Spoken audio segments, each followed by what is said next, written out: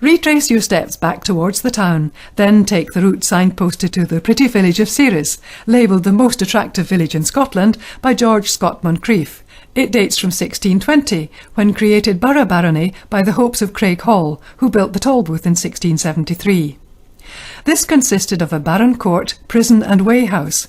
Above the iron-studded door are the words, "God bless the just." Beside the doorway are the town's jugs, a collar placed around offenders' necks to disgrace and humiliate them.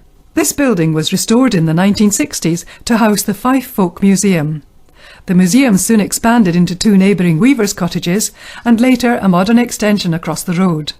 Its collections cover agricultural work, trades such as stonemasonry, thatching and shoemaking, domestic utensils, dolls' clothes, costume and dress accessories, jewellery and lace. There are toys, school books and uniforms, horse harnesses, furniture, even a little steam engine. In fact, something to interest every visitor. The old Tolbooth houses a display of weights and measures, and there's even a prisoner in the dungeon.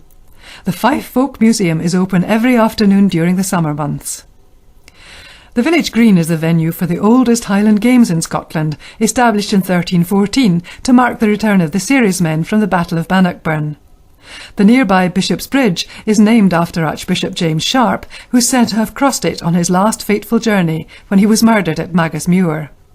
A village landmark is the Provost, a 19th century carving like a Toby jug depicting the last church provost, Thomas Buchanan, who held the post in 1578. The village churchyard was, like many in the area, subject to robbery by body snatchers. An incident is recorded in the 1840s of a sleeping local on watch duty who was mistaken for a disinterred body and terrified the snatchers when he eventually woke up. This was witnessed by Joseph Spindle, who led the watch, and it is said the church steeple was built in his honour. The seat of the Hopes was at Craighall Castle, turned into a house by Sir William Bruce and demolished in 1955. Bruce also designed Weems Hall, altered by local architect Robert Lorimer in 1905 and renamed Hill of Tarvit. It's now owned by the National Trust for Scotland. The nearby Scots Tarvit Tower was perhaps built by Sir John Scott sometime after 1611 when he purchased the land. It has no kitchen, a borrowed stair tower and an improvised parapet. It may have been built to look old in an attempt to signify his ancient lineage. Sir John made an interesting contribution to Scottish literature. He wrote The Staggering State of Scots Statesmen, although it was not published until 84 years after his death. His brother-in-law, Drummond of Hawthornden, wrote much of the history of the Jameses at Scots Tarvit.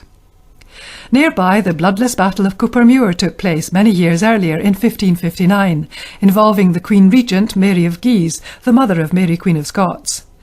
The French commander, Duc d'Oisel, agreed to withdraw his French troops from Fife, a turning point in the establishment of the Protestant faith in Scotland.